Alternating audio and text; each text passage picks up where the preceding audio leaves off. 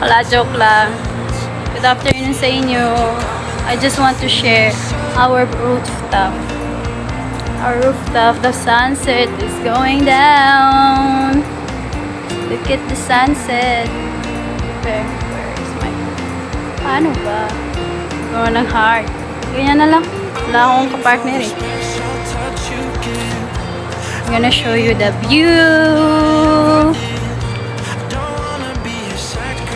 Akyat ako dito sa sa aircon.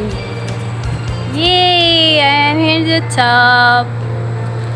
Look at there. It's a beautiful view. Doon kami dumadaan pag hinatid ko si Nuna papuntang school. Doon. Ang ganda. Oh, diba? Ang ganda. Oh, diba? Ang ganda. Kasing ganda ko. Cha! Wow! Tama naman, diba? Bakit? Pangit ba ako? Charot. Ayun, yan yung bahay na yun. Pinakagusto ko talagang bahay na yan. Oh. Well, nung unang punta ko dito, hindi pa yan siya, wala pa talagang bahay dyan. Ngayon, di ba, 5 years na ako dito sa Saudi. Meron na siya. Pero, mas gusto ko yung design ng bahay na kasi sa design nito ng bahay ng amo. Kasi, old fashion kasi yung amo namin. Old fashion yung bahay niya. Ayan. At saka dun, yun din, bago din. Bagong gawa din yan. Ano yan, nung pagpunta ko meron na yan, pero skeleton pa lang.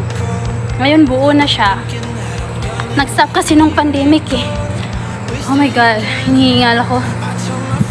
I just want to share all of you our rooftop. Sobrang laki niya. Pwede ka na magpatambling dito kung ano mong gawin mo.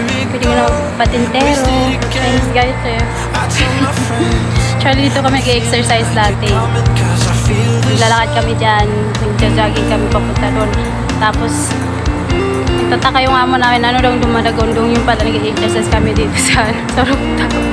Ayun, naginto kami. Tsaka dati, wala pa kaming wifi. Hindi pa kami nilalagyan ng wifi sa room namin. So, ngayon kasi meron na. Dito kami nag-ano ng wifi dati sa labas. Sa rooftop, ito kami stay. Yun lang. Gusto ko lang share sa inyo. See you on my next video. Charot. Update ko lang kayo pag meron akong naisipan na na gawin. Wala, nagtripan ko lang kasi ngayon. Rooftop. Wala nang ibang bawal kasi mag-ano sa babae. Dito na lang kasi free. Katulad ko, charot. Yan lang. Bye-bye guys. See you.